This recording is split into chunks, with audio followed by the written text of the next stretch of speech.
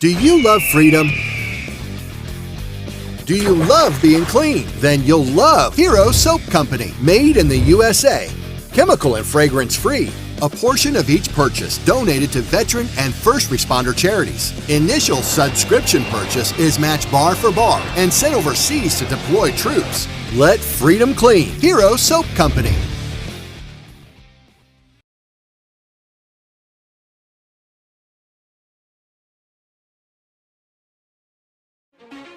Welcome back to Forbidden Knowledge News. I'm your host, Chris Matthew. Tonight I want to welcome Joshua Cutchin. He is a researcher and author of 3 books. First, A Trojan Feast, the food and drink offerings of aliens, fairies, and Sasquatch. Then A Brimstone Deceit, an in-depth examination of supernatural scents, otherworldly odors, and monstrous miasmas. And finally, Thieves in the Night, a brief history of supernatural child abductions. Joshua, welcome. How you doing tonight? Absolute pleasure. Doing great. Recovering from a little bit of the man flu, but otherwise doing pretty good. Very good. Happy to be here. Very happy to be here. Well, thanks for joining us. Welcome. And your work is fascinating. The stories of people and children being abducted by supernatural or otherworldly entities is a theme that, of course, goes back centuries. And today, the phenomenon still occurs, and there's still no good explanation for it. But you never really hear about fairy lore in this research. And it contains many of the same themes that, modern-day abductions contain. And like I said, your research is fascinating. I'd like to start with what got you started with it. Well, I was always sort of a monster kid, I always loved, I think, I just remember this because I'm getting ready to move here at the end of the week, and I packed up my framed poster of the original King Kong, the 1933 King Kong, and that was the first film that I remember seeing, like my first, I said dinosaur, I said dinosaur. So I was always a monster kid from the very beginning. I was always into like monsters and the fox monsters and the Harryhausen monsters and all that sort of thing. And that naturally sort of spilled over into being interested in, are there real monsters? It's sort of a circuitous route that I found myself in this current state that I am because, for whatever reason, I'm sure a lot of people would say that this is indicative of the fact that I actually had some sort of contact. I tend to disagree because I don't have a lot of those other markers, but I had a sort of phobia of alien abduction. For whatever reason, like Close Encounters of the Third Kind really horrified me as a child. But I sort of Goldilocks my way out of believing that these things had any sort of objective reality, because it seems silly that there were aliens coming here in craft. And then if you're going to say aliens, well, then where do the hairy dwarves in South America come from? Where do these insectoid mantids come from? You just seem to be multiplying too many possibilities. Unnecessary multiplication, that sort of Occam's razor, the traditional Occam's razor sort of sense. So I said, it's nothing to this alien stuff. But it was probably around 2012, 2013 that I started listening to Mysterious Universe and sort of found a different way into understanding what might be behind the alien abduction phenomena, vis-a-vis altered states of consciousness, other things beyond the extraterrestrial hypothesis, which I, at the time, felt was sort of pushing the envelope of credulity. And I really got sort of into that idea, and I said, okay, this makes sense. I can sort of work this in. This makes sense that there are different faces, that there's different skins that these things are using to sort of graft onto this experience, and it might sort of explain the variety of different phenomena that we see. And I sort of became a little bit more involved in it than I was, beyond being a monster child, beyond being like, a kid who was obsessed with like the Gill Man and all that sort of, the Universal monsters and Alien and Predator and all that stuff. And then about, I guess it was probably late 2013, early 2014, that I got an Amazon gift card from my sister-in-law that I spent on a book that I'd heard about called Raincoat Sasquatch, which was J. Robert Alley's book. Raincoat Sasquatch, it's a great book. It's all about like the Bigfoot accounts in that sort of southern Alaskan area. Highly recommend it. But I remembered reading a bit in that book about how if you were to be confronted by the Bukwas, which is one of, it's either Tlingit or Tsimshian, their analog for Bigfoot, one of the indigenous analogs for Bigfoot. If you confronted the Bukwas and it offered you food, you would be trapped, you would become one with the Bukwas, you'd be trapped in the Bukwas' realm forever. And for whatever reason, I don't know why, but like a long time ago, it got stuck in my brain that there was this food taboo that existed among people who, among cultures that believed in the fairy folk. Specifically that if you ate food from the fairy folk, you'd be trapped with them forever.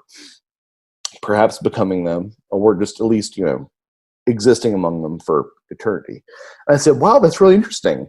There's this Celtic belief that if you take food from the fairies, you'll stick with the fairies. And there's this belief in the New World that if you take food from this Bigfoot analog, you'll be trapped with Bigfoot. That's really interesting. Someone should write a book about that. And it's one of those things where it sticks in your brain. You're like, so Nick Redfield read a book about this, right? Because Nick, cranks out like 4 books a year or whatever. And I just sort of sat on it a while. I'm like, nobody's going to do this but me. And that's, to be completely honest, that's a really confronting moment in your life when you say, I'm going to choose to look like a crazy person. Because even though I don't particularly think this is crazy stuff, most people do. In fact, there were some jobs that I applied for.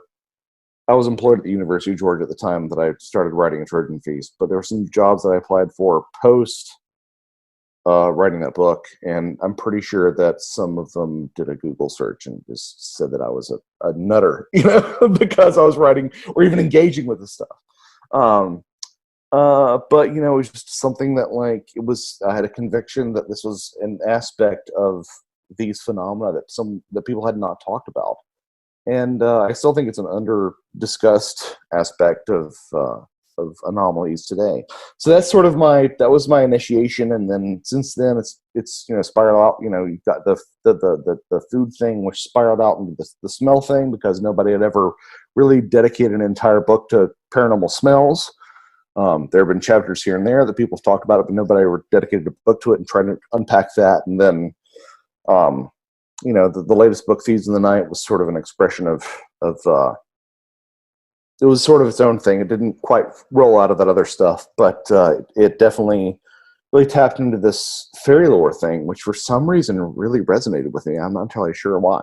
So that's a very long answer for your very straightforward question. Very good.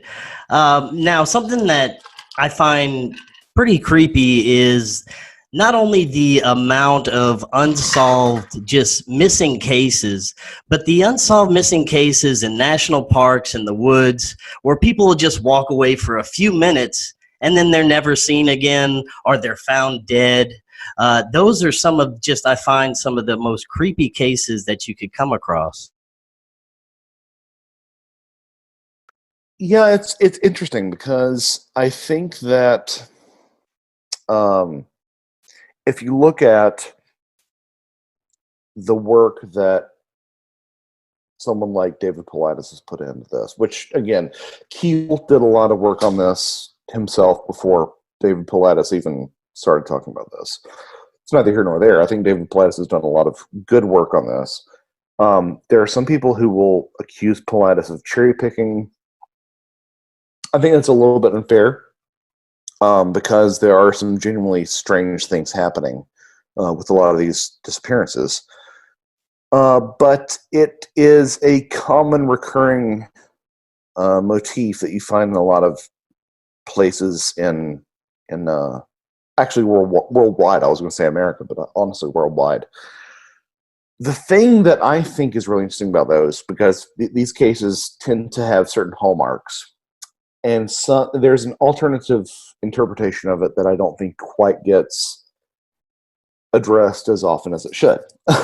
So, the specifically talking about like sort of the David Pilatus missing 411 parameters are people going out in bright colored clothing, disappearing around boulder fields, disappearing while berry picking, getting caught in anomalous storms, like being found along thoroughfares where they should have been seen in the first place.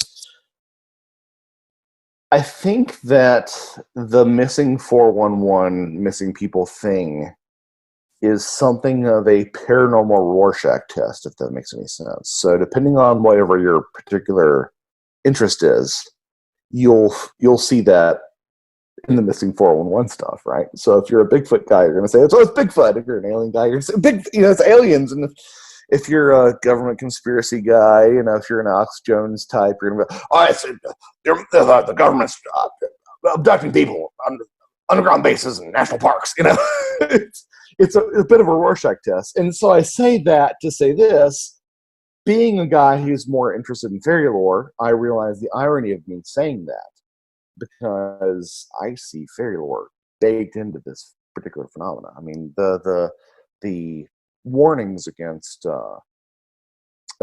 berry picking vis-a-vis fairy abduction are quite strong. It's a belief that was very prominent in Ireland, got imported over into Nova Scotia, and you'll find that was one of the riskiest, I should say, one of the riskiest things that you could do in terms of not, getting abducted by the fairy folk. Similarly, like bright colors that you see in a lot of these cases, a lot of people who disappear in these cases are wearing some sort of bright color. Well, certain colors would offend the fairies; they'd take you away. The incidence of storms that appear when people are taken. I mean, the fairy host used to travel among storms. And then the boulder field thing too, which is something that David Pilatus talks about, is the incidence of disappearances of boulder fields. Boulders are traditionally places where the fairy folk would live. So for anybody who doesn't quite understand what the implications of fairy folk are, I think this might be a good quick juncture to sort of get that in there about exactly what I'm talking about. Not Tinkerbell. It's a specifically Western European cosmology for describing the spirit world. It is not exclusively Western European, though. There are every indigenous culture across the world, New World, Old World, African, Australian, European, Asian, all these cultures have this tradition of basically fairies, diminutive spirit beings who are not necessarily the dead. They don't quite fit into that aspect of our reality, but they all tend to describe the same thing, which are short beings that have a love of abducting children and tend to live and exist underground. Not always short. Some can be tall, some can be shorter. Not always good, not always bad. It's a means of honestly, it's sort of a taxonomy of talking about what the other world, in terms of a mythological or imaginal sense, what that is, and it's not, again, it's not little ladies with wings. It's sort of a different thing. It's a neither human nor entirely godlike status of being, very much in comparison to the jinn of Middle Eastern folklore as well. So it's this sort of in between, not human, not godlike level of spirit phenomena that was talked about in the British Isles. And I find that is a very parsimonious way of interpreting a lot of what we now term anomalistics, a lot of the mysterious stuff that we talk about. I constantly have to check myself to make sure that I'm not being the Georgios Tsoukalos of of fairy lore. Therefore fairies. I find that it's very explicative. I don't think that saying that it's fairies really answers anything. I think it's a way of understanding something. I think that the alien saying that UFOs and extraterrestrials are literally extraterrestrials, I think it's a little bit lacking. I think that saying that it's literally fairies is lacking. I think the saying it's jinns lacking. I think these all are describing the same thing. But I think that these phenomena in general have much more of a metaphysical / spiritual component than they do an objective nuts and bolts, little green scientists and metal spaceship component to them. And people may disagree with me. That's fine. They may be right. But that's just sort of where I've sort of Goldilocks my way into understanding all this. Well, when you look at, like you said, all the strange things that are associated with the anomalous, missing people, like, the strange weather, lights, you can say that it's Bigfoot, but then all these other strange things don't go with that phenomenon. You can say it's UFOs, but then they have other aspects of it that fit nothing with a UFO phenomenon. So it seems like it's something much deeper than we could ever understand, really. Well, I don't think that any answer, quote unquote, that we apply to any of the stuff really maps on perfectly. It doesn't. I will go to the mat about how closely fairy lore and the alien abduction / contact experience mirror each other.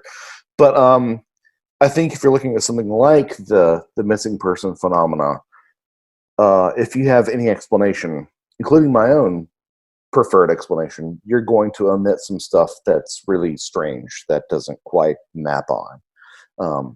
The folks who talk about the missing 411, missing person phenomena being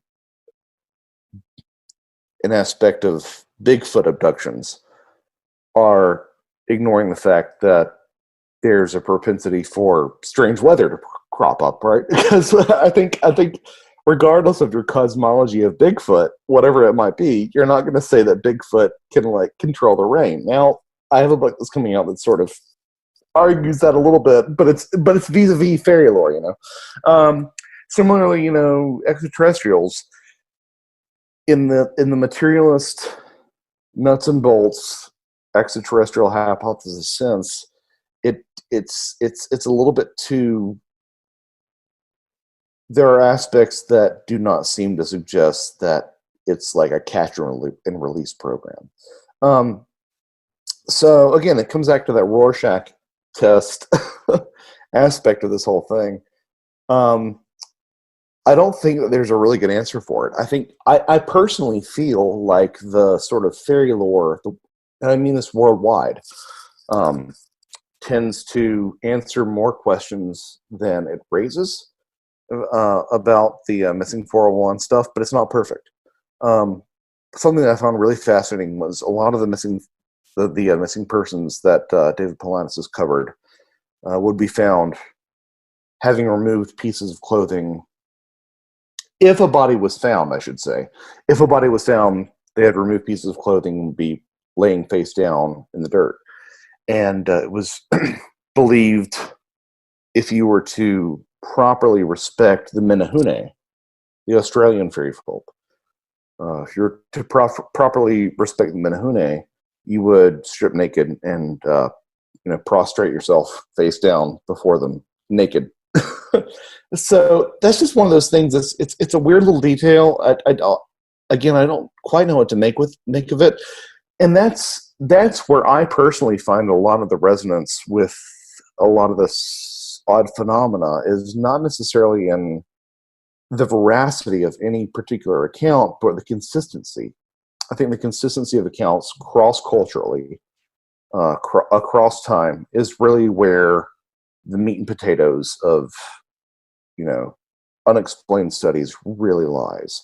It's not the veracity of any account, it's the consistency between accounts, if that makes any sense.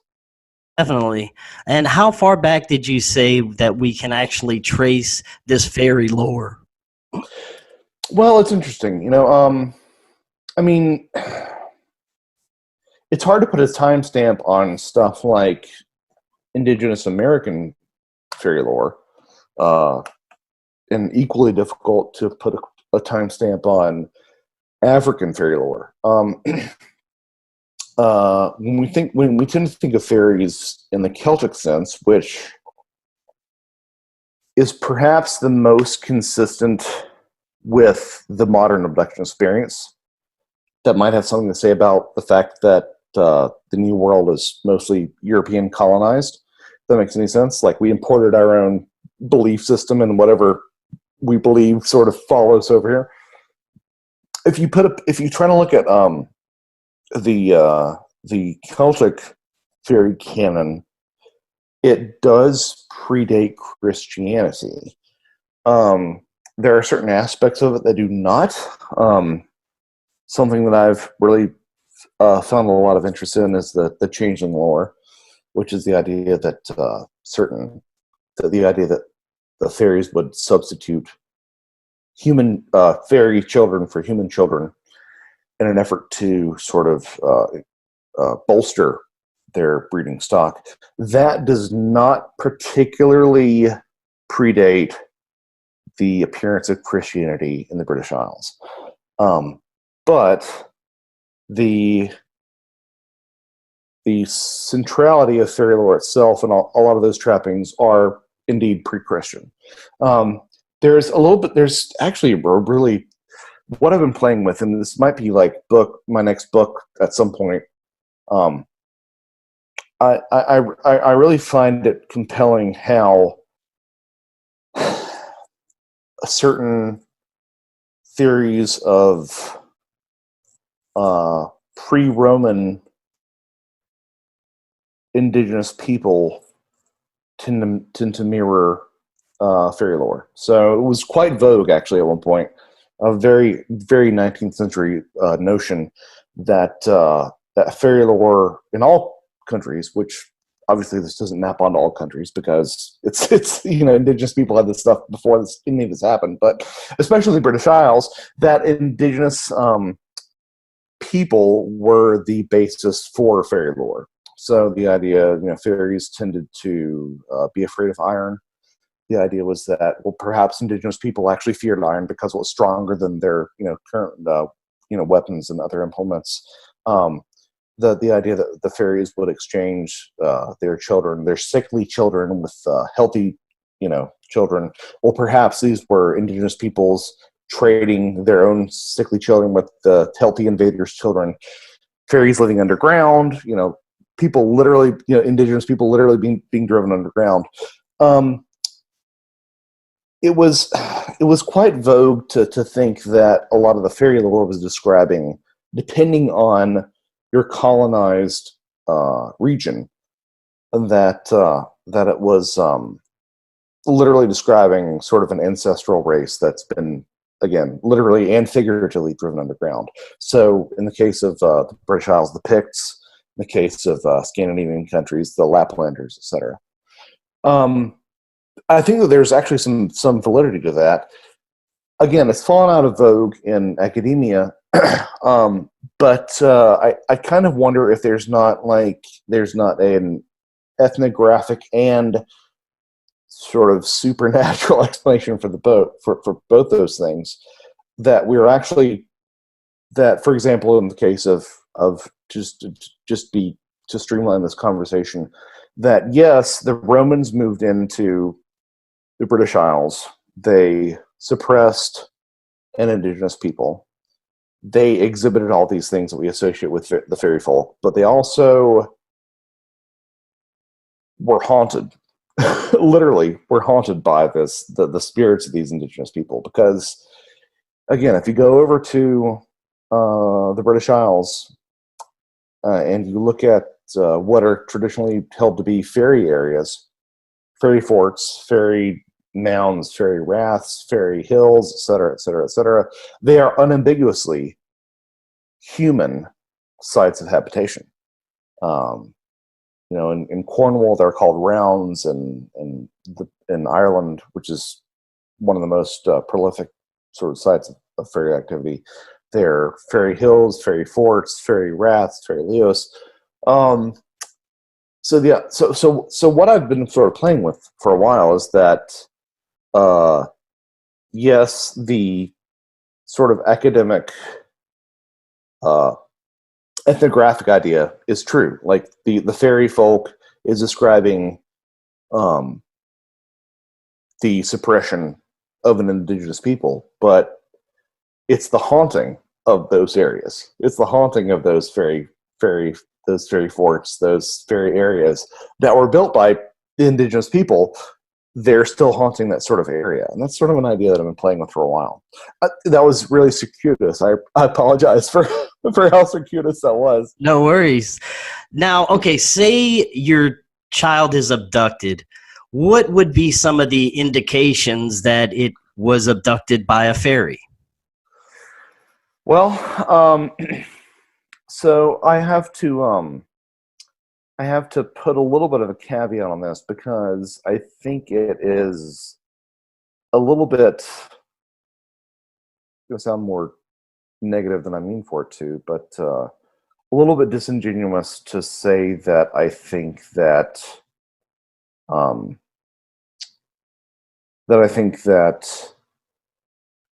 every instance of, a child who was abducted by fairies was actually abducted by fairies. Because if you look at sort of the historical record, it becomes very clear that there were a lot of reasons why fairy abduction was blamed for a child that didn't quite function as it should. Infanticide was horrifically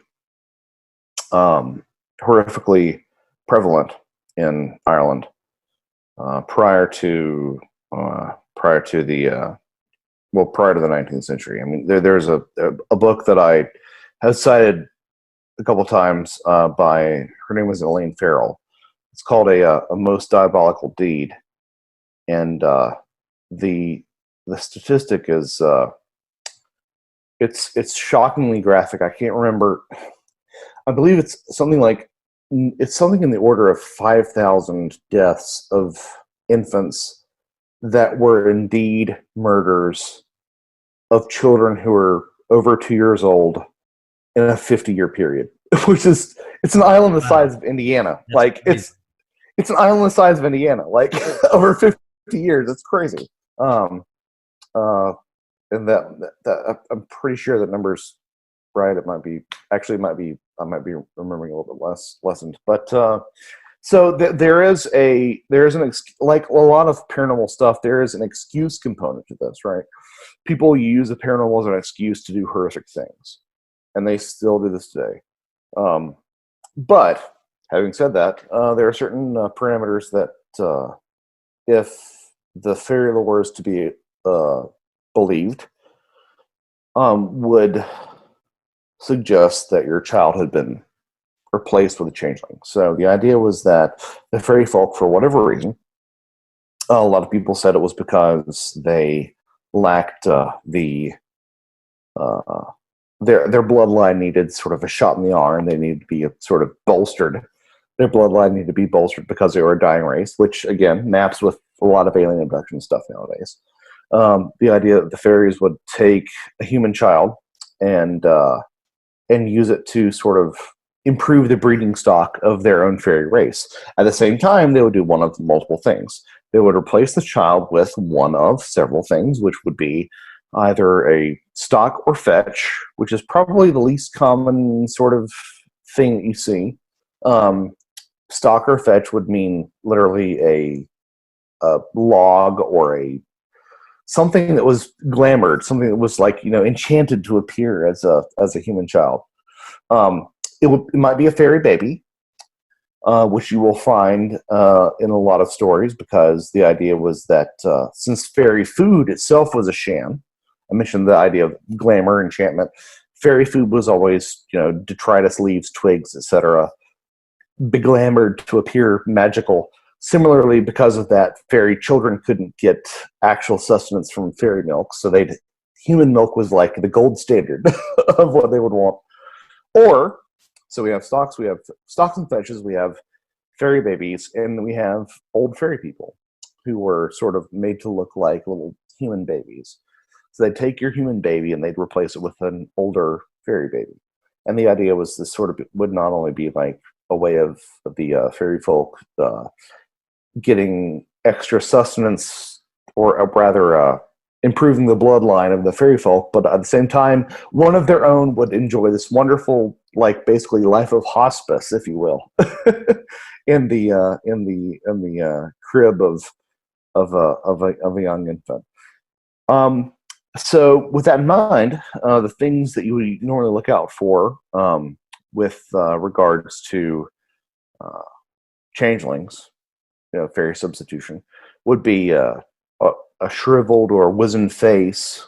Very commonly in these folk tales, the changeling speaks or exhibits some sort of ability beyond its years. There's a very famous motif of the tailor and the changeling, which is where, while no one's looking, the child, the fairy child, will play like the bagpipes or something, which no child could do. But noisiness, insatiability in terms of eating and drinking and never being satisfied, being just generally cantankerous and difficult to get along with, never growing, and being sort of oddly proportioned. You'll find those well.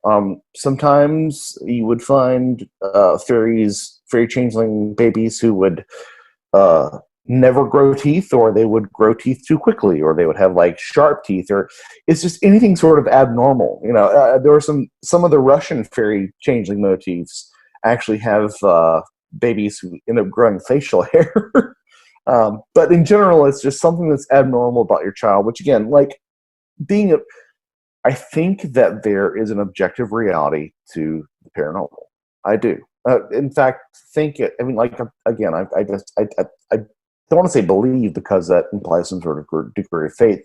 I have convinced myself after reading that there's an actual objective reality to a lot of this stuff. But at the same time, you can't look at a lot of this fairy stuff and not see that you have to. It's a case by case basis. Anything that seems abnormal for children, and again, tragically, as I sort of alluded to earlier,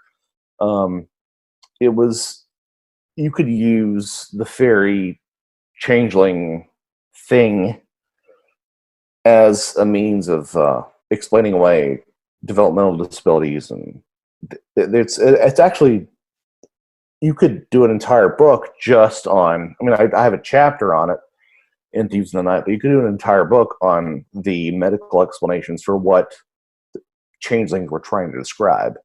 Autism is a popular candidate. Progeria is a popular candidate.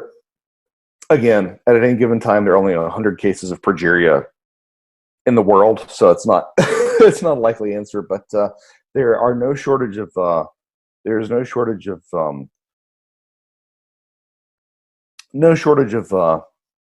of different conditions and syndromes that really tend to correspond to the fairy changeling thing. The weird thing that doesn't get addressed when people try to explain away the changeling phenomena vis-a-vis developmental disorders, syndromes, etc., is that there is often in changeling cases an expression of the child being wise beyond their years, by which I mean the fairy baby will actually talk, which is, if we're dealing with variations on, if we're dealing with variations on, literally not in an offensive way, if we're dealing with variations on retardism, that shouldn't be the case.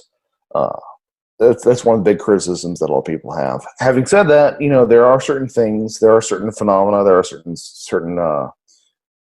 disorders that tend to map very closely onto the changeling phenomena, but it doesn't explain all of it. Yeah, and the fact that they thought it was replaced by elderly fairies, or they saw a baby but it was just like a pile of sticks or wood or something. That part is really fascinating to me. Yeah, and it's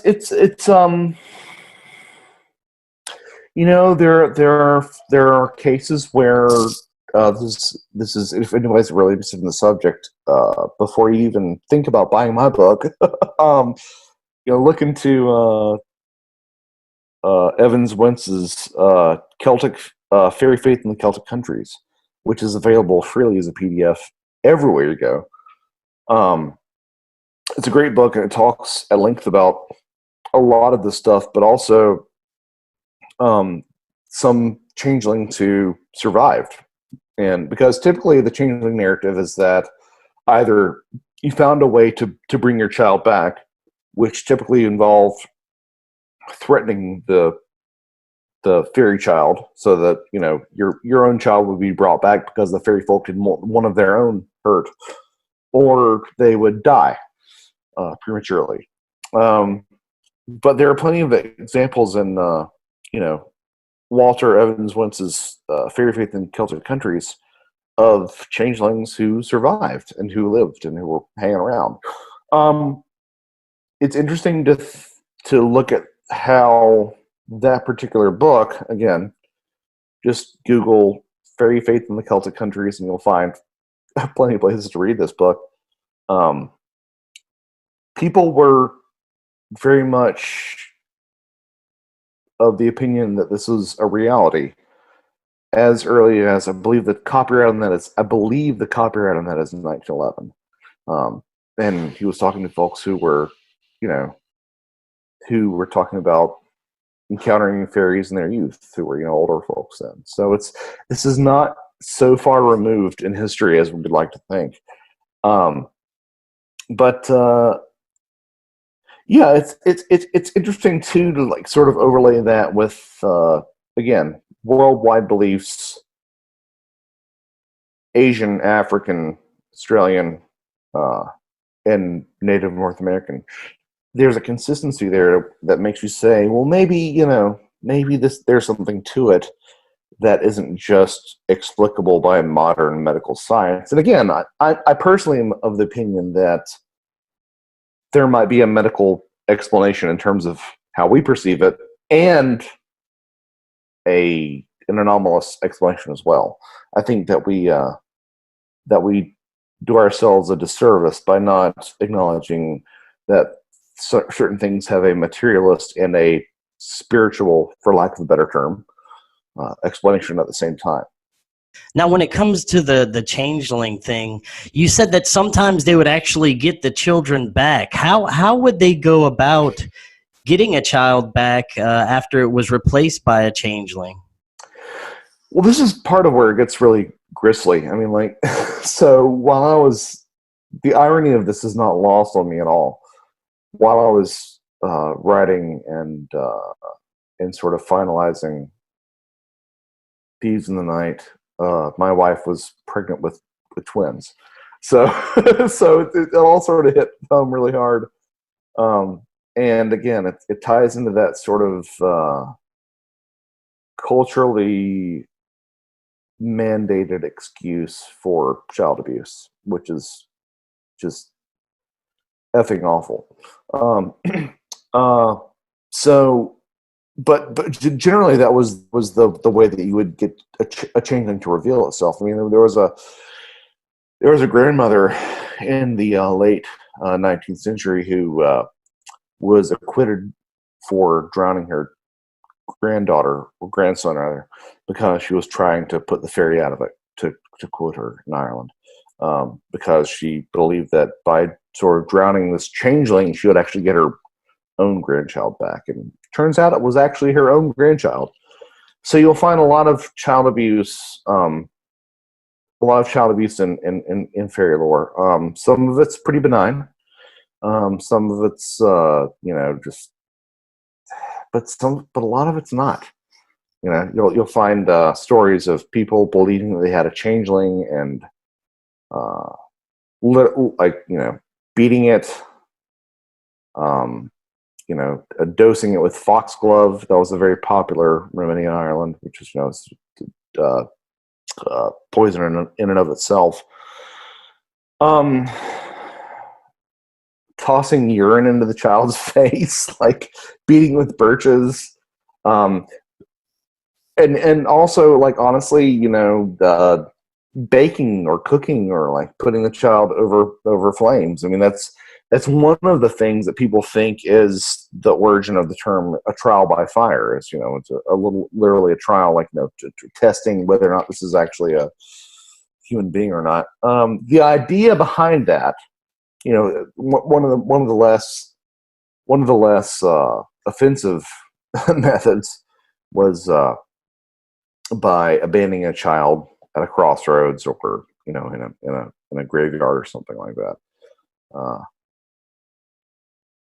The idea behind it was that if the fairy folk saw you abusing one of their own, which the changelings were, that they would wish to rescue one of their own kind and return your own baby to you. But equally common was just trying to figure out whether or not you had a changeling, right? So people would suspect that they had a changeling. It would not eat. It would eat too much, and it wouldn't gain any weight. And it would cry, and it'll be just this obnoxious baby. And the idea in a lot of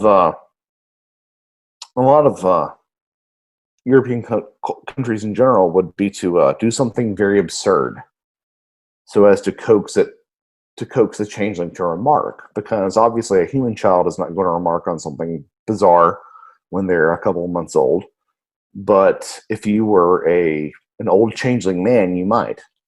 So if you look at a lot of northern Scandinavian countries, Laplanders and whatnot, they would fashion a spoon that was so long that would just like lash bits of spoon, bits of the handle all the way, so it went all the way up the chimney. And the idea was to get by doing this, you would lull the changeling into saying, "I've never seen a spoon so long in my life, and I've lived 3,000 years," or the most common thing that you find in a lot of countries, Germanic and also all the just Western European countries, is you'd find this concept of the brewery of eggshells, or just the idea of cooking or brewing something inside something that shouldn't be cooked or brewed in. So you'll find variations on this. It'll be like, the brewery of eggshells is the idea of brewing beer in eggshells, or making porridge in, oyster shells, or something like this. Two of these things together, they just seem completely nonsensical. And the idea would be that the mother, in terms of wanting to out the changeling, would go about this business of, let's say, brewing beer in eggshells, and the changeling would say, "What's going on?" And she'd say, "Well, I'm brewing beer in eggshells." And the changeling would say, "Well, I've been around as long as the trees in the forest, and I've never seen such in my entire life." And that would sort of out the changeling as being something other than a mortal babe who had only lived a couple of months, rather having lived years and years. Again, it's you can't. I would have a hard problem with anyone who takes a story like that as anything besides an actual literal fairy tale, in that sense. That's something that's fantastical and sort of a little bit goofy, and but I think that the roots of it might have some sort of actual objective reality, way deep, way deep, way buried in there. Now, another similarity with the alien abduction phenomenon and fairy lore is, well, with alien abductions, sometimes people claim they have foreign objects or actual objects have been found. But there's also been foreign objects associated with fairy lore, isn't that right? Really glad that you brought this up, because I sort of wished that I had spent a little bit more time talking about this in Thieves in the Night. So I am 100% convinced that anything that you find in the UFO experiencer lore, I say lore not pejoratively, not like it's fiction. I say lore in terms of just like sort of the body of that study. Anything that you find in UFO experiencer lore, you will find in fairy lore. You'll find an analog, 100%.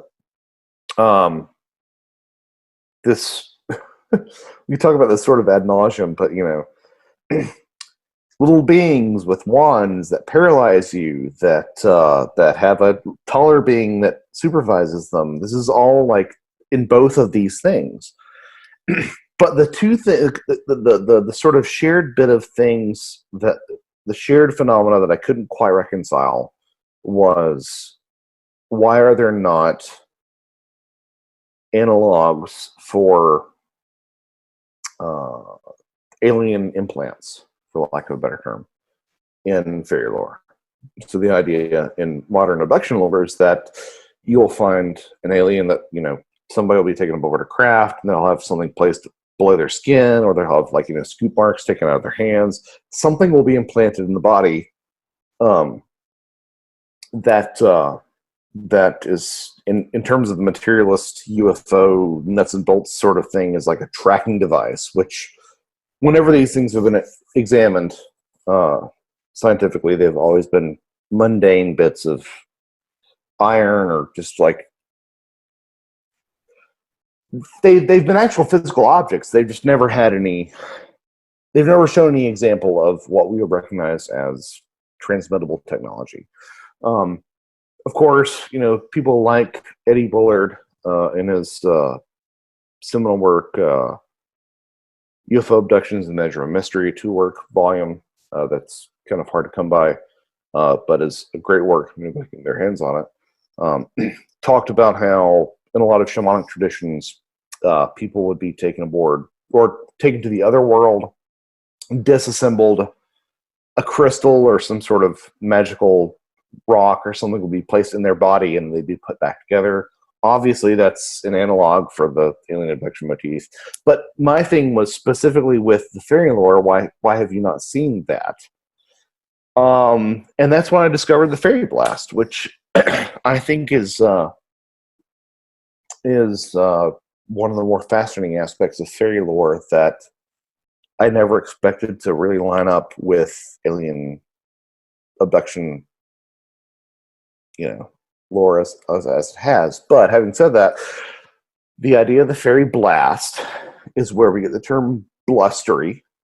Same Germanic root, blast, blustery, blister. These are all the same root. So blast, gust of wind, blustery, blustery day, gust of wind, blister, a raised spot on your, your body, on your skin. And the idea was that if you offended the fairy folk, you would get hit with a fairy blast, and the fairy blast would manifest in some sort of pustule or, again, blister, and would, if lanced or opened up, would contain some sort of foreign object. Anything from bone to feathers to, ceramics to stones to any number of things. And it's it's hard to look at that and not see a direct analog to the alien implant phenomena. I think, the idea that there are these tiny little beings that will implant you with something. Because a lot of these alien implants, even though a lot of abductees want to say that they're some sort of technology, are often revealed to be mundane, like look like iron deposits. And I'm not calling the claims of these individuals into question at all. That's not what I'm doing. But rather I'm saying that what they're describing has a real resonance with this folklore that we've seen, across generations. One of what I found, as if that wasn't compelling enough, there was a case from, I believe, Nova Scotia, which again was one of those countries that just literally just copied and pasted Irish folklore right over, who had offended the fairies and got hit with a fairy blast, and they found that they had a pustule that was sprouting strings, and they kept on pulling it, strings.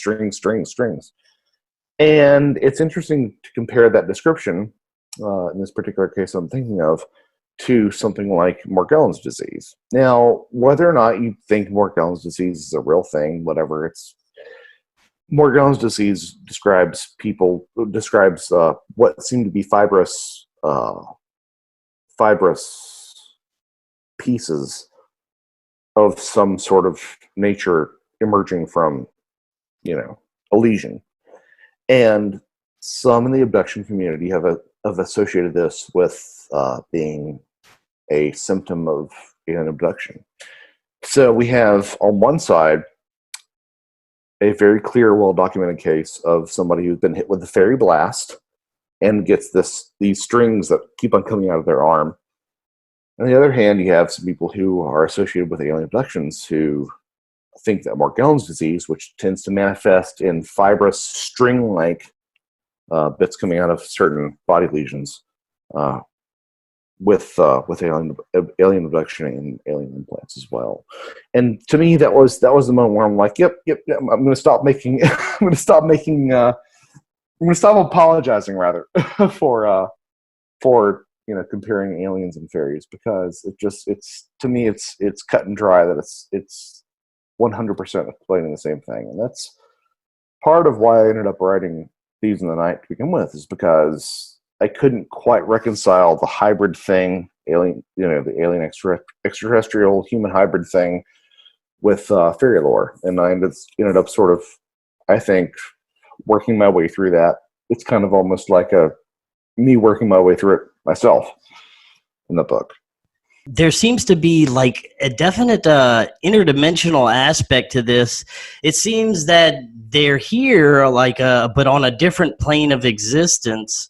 Do you see it that there's a different realm that these beings exist in that would, could be just a different dimension close to ours? Well, I mean, I'm not going to say no to anything.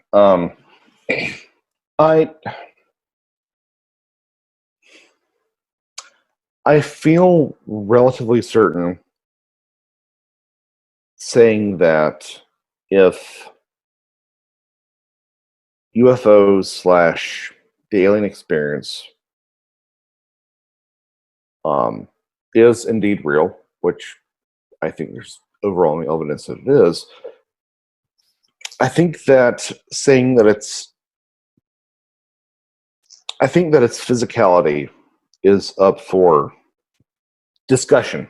Let's debate, discussion, whatever.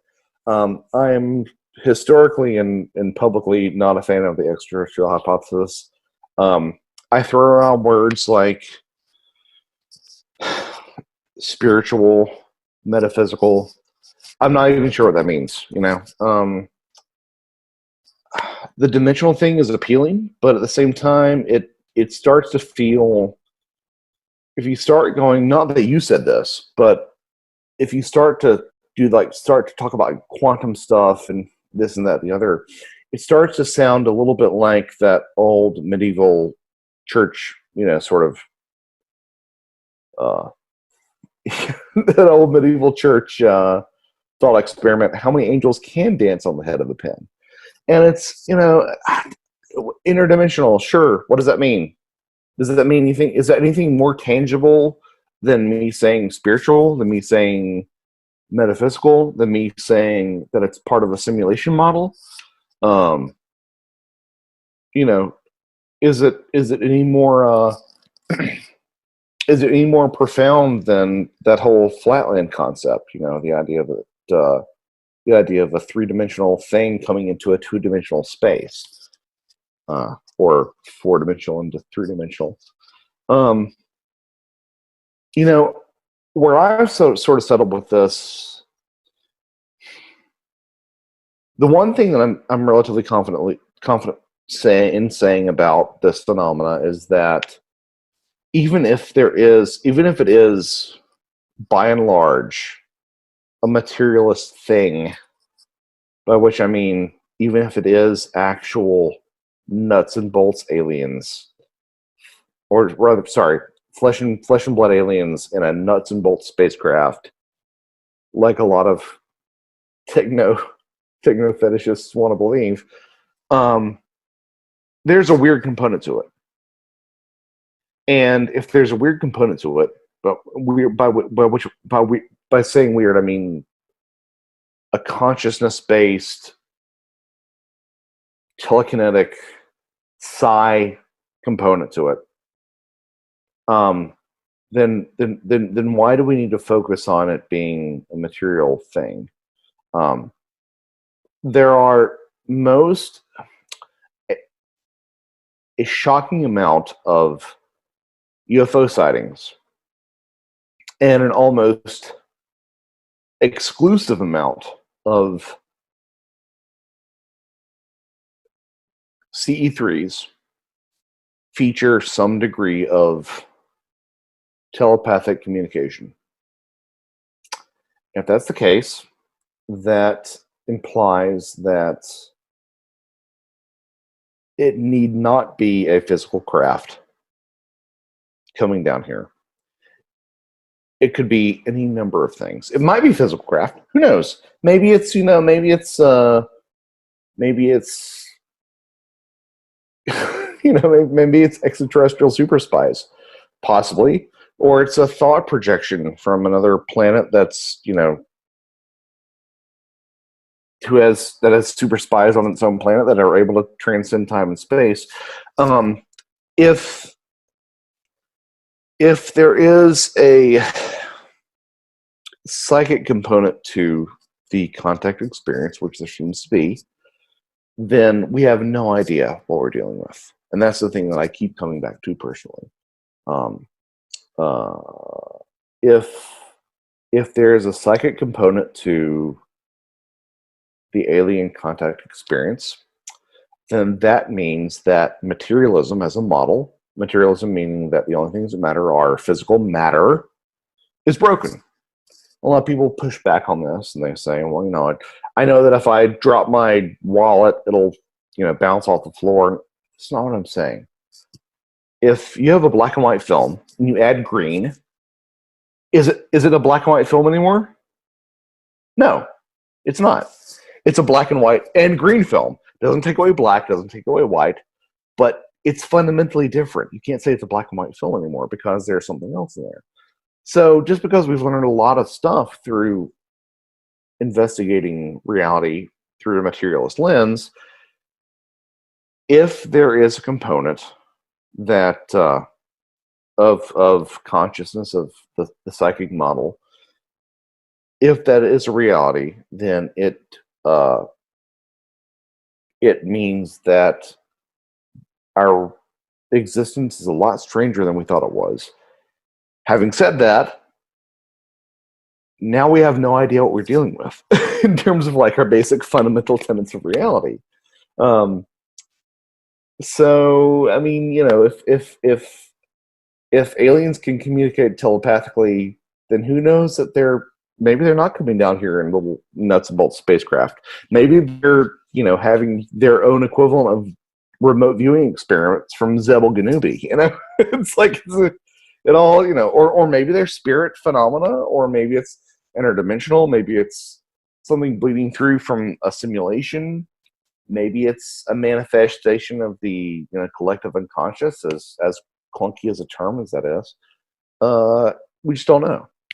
So I have a problem with anyone who says that. I have a problem with anyone who claims a monopoly on truth based on anything involving this stuff. I mean, I've been going back and forth on Twitter often about people who want to say that just because UFOs appear on radar, they have some sort of physical component. Possibly, but there's plenty of evidence of the non-physical in other disciplines of anomalistic study having an impact on the physical world, right? So, I mean, one of the most common things of ghost hunting, especially in the 19th century, was to put down talcum powder and wait for footprints to manifest. The non-physical can have a physical impact. So just because something appears on radar doesn't necessarily mean it's actually like physical in the sense that we would traditionally understand it. But a lot of people, see radar data and a visual confirmation. They say, oh, it's got to be, it's got to be Independence Day. It's got to be Alien. It's got to be E.T. It's got to be Close Encounter of the Third Kind. I disagree incredibly hard with that.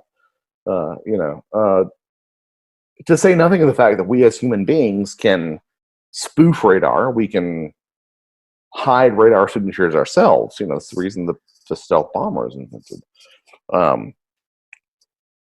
The one thing I think that's really holding back a lot of these studies in terms of the unexplained anomalies and such, Bigfoot, ghosts, aliens, etc., is this misperception that the physical and the non-physical are somehow at odds with each other. And that's just not the case. Non-physical things appear to have physical impacts, just as physical things tend to have non-physical impacts. I mean, if you have a relationship with somebody and you love them, that's a physical thing having a non-physical impact. And I think that in order to mature, I think that a lot of ufology, cryptozoology, ghost hunters, parapsychology, really, need to get over that, because it's a false dichotomy between physical and non-physical. That was a super rambling answer, but but I hope you take my meaning. Yeah, definitely. What are your thoughts on the possibilities that we may be able to communicate with these entities and possibly access these realms through psychedelics? Yeah. Next question. I mean, so I'm more than a neophyte in terms of the psychedelic experience. I mean, I've never actually taken a substance that would be qualified as psychoactive. So I'm a little bit like a virgin talking about being a porn star here, but I think that there's a strong body of work that suggests that is a means of communicating with whatever this is. If you look at the work of somebody like Rick Strassman, the DMT studies, then to hell with the laboratory controlled stuff. I mean, the stuff that Terrence McKenna used to talk about. I mean, I've said it before and I'll say it again. If you're a ufologist and you haven't listened to, if you're a ufologist and you don't listen to 10 hours of Terrence McKenna per year, like I can't take you seriously, because he was on point with a lot of the stuff, and a lot of the stuff was psychedelic revelation. I think that there is a degree of parsimony in the concept that perhaps interfacing with these beings, with the other world, for lack of a better term, is facilitated by, dimethyltryptamine. Now, we think about that in psychedelic circles as being, manufactured, but we're all carrying dimethyltryptamine in our bodies, and there are certain ways to unlock that, and certain ways to increase that interaction. And if you look at like a lot of these experiences, they map on really closely. I mean, one of the first things you hear about from people with dimethyltryptamine is that who take dimethyltryptamine rather, is that they'll experience like some sort of buzzing sound, and there's a breakthrough into a larger space that's domed, and they'll be taken apart and put back together again. I mean, this is all stuff that you hear in the alien abduction experience as well. And that's not to say that like people who are experiencing alien abductions are just sort of tripping on their own, doing it on the natch. It's not saying that. But there are a lot of comparisons there that really do resonate. And if you look at the way that sort of experience maps onto a lot of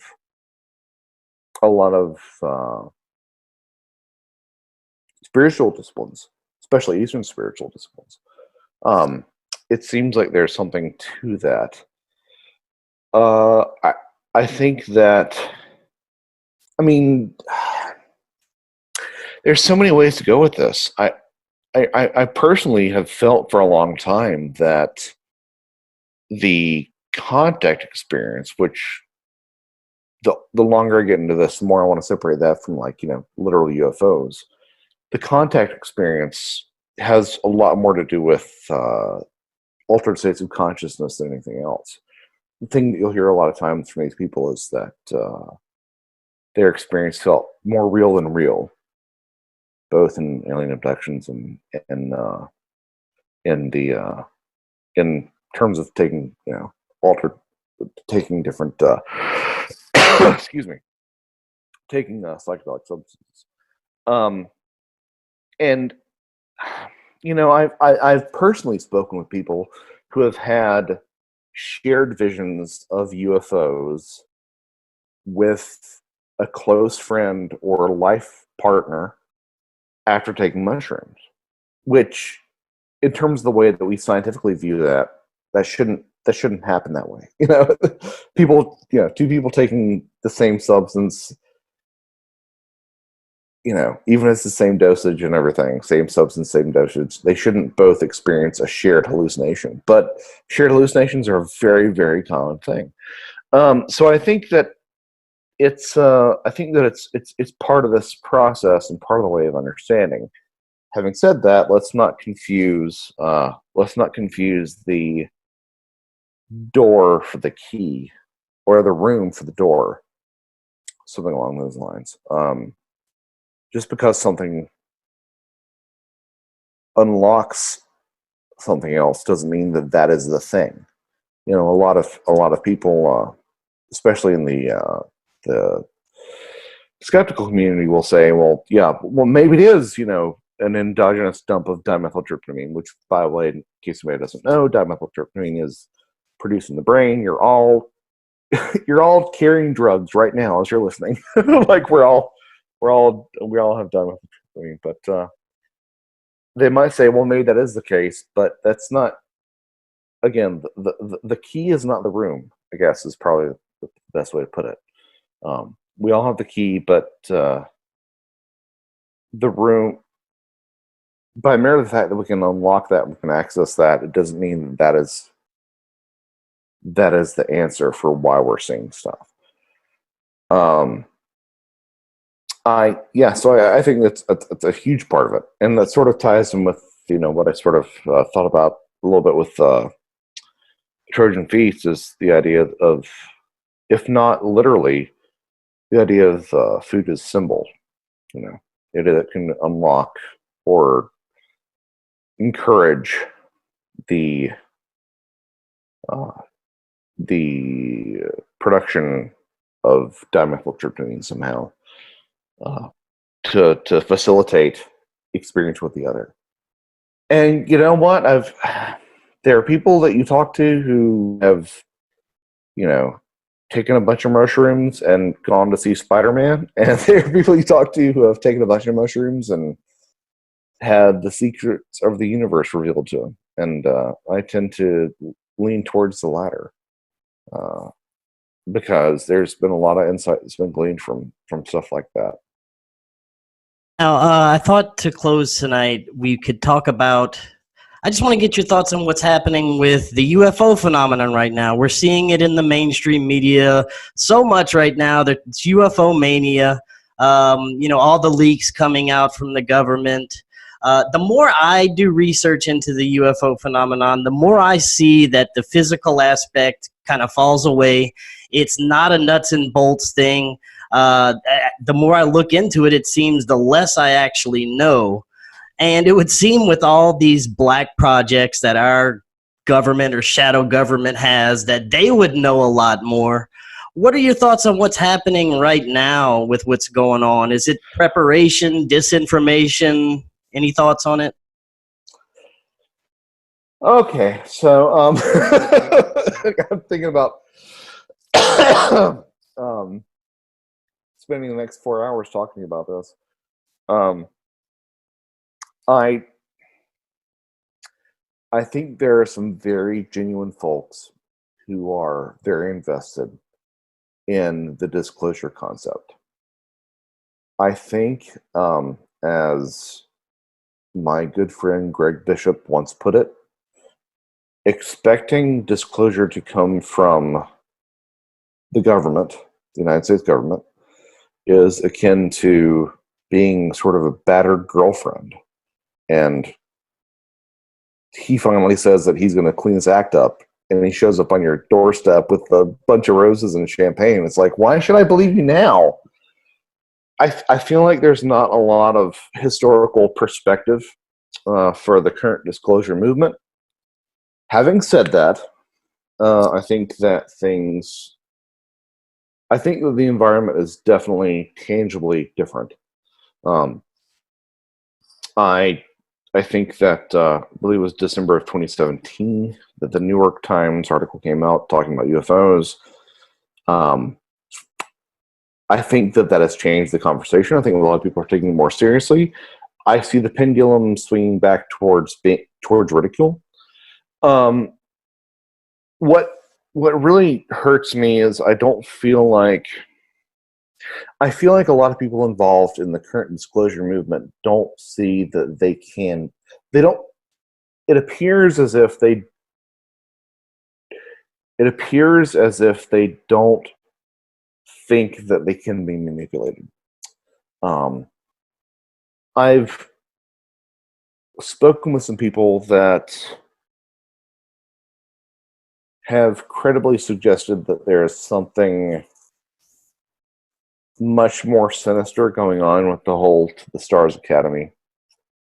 And that's as comfortable as I will be saying that. But at the very least, I think that you have to realize that perception is being managed. One of my personal heroes, Chris O'Brien, said was, once a spook, always spooky, and there's plenty of spooks involved with the whole TTSA thing. There are lifelong people involved in perception management of phenomena, and involved in managing how people interpret these things and using those and wielding it to the government's advantage. I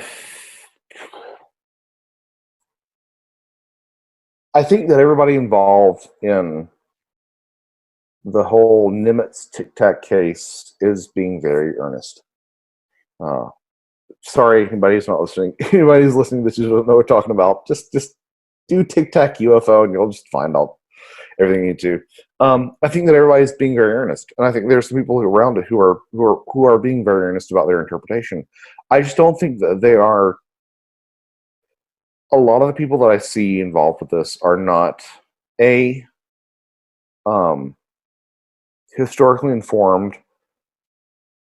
B, are overly hopeful about what will happen, And C, I don't think a lot of them really grasp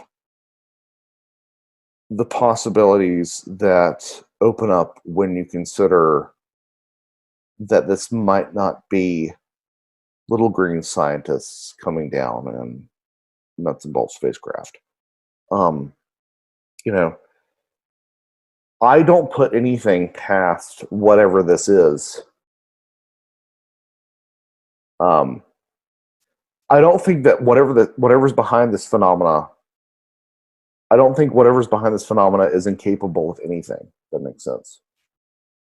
Which sounds vaguely religious, honestly, and I get that. Like it's kind of superstitious, and you know, but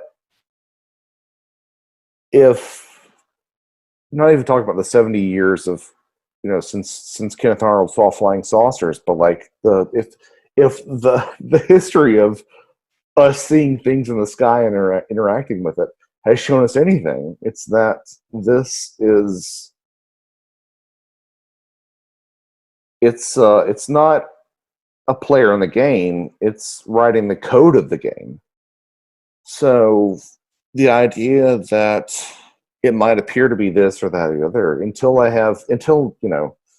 I see somebody coming forward with like a piece of a flying saucer, I'm gonna think we're being manipulated. Like it's just the way it's always gone. And the manipulation thing happens at the microcosmic and the macrocosmic, you know, scale. I mean, like individuals are manipulated into looking like fools, and people who've tried bigger studies are manipulated into looking like fools too. It's baked into what this is. So I'm not really sure if I'm even answering your question or not. But I feel like there's a lot of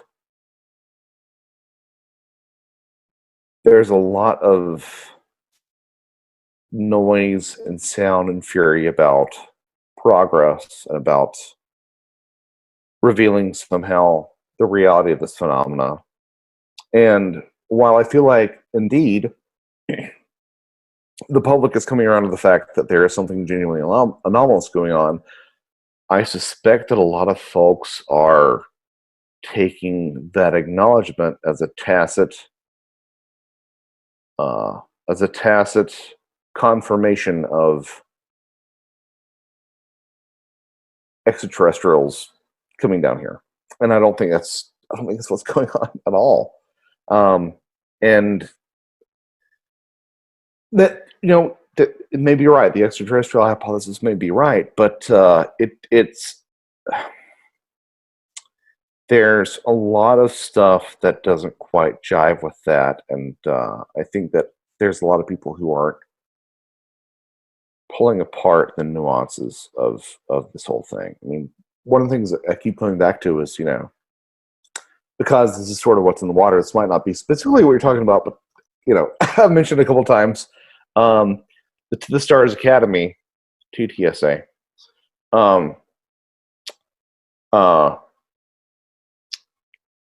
you know, its frontman is Tom DeLonge, and part of the core of that is these books that DeLonge has authored with Peter Levenda. And the irony that a lot of these TTSA folks don't realize is that Levenda is an occultist. Like it's unambiguous. Like that's his jam, and he's really good at what he talks about, and he's really well informed on that. But I've been shouted down personally by some people who are really, you know, staunch TTSA supporters who think that the occult is bunk, and it's not. You know, am I comfortable with that? No, it's horrifying, it's weird, and it skeezes me out. But it's, you know, I feel like the TTSA thing is built on it's built upon an occultist foundation, and a lot of people are not looking at that. I mean, take a look at what Hal Puthoff's done. Like, you know, and get back to me in a week. You know, it's all right there in front of everybody, but they're so obsessed with, you know, metamaterials and alien spacecraft that I don't think that they can see it. Now, again, they may be right, and I'll be happy if Just they see are. that there's so much more to it than they're letting on. There's a much bigger picture, and I don't think that, of course, we're never going to hear it from them. Right. Yeah. No, that's a good point, and it's,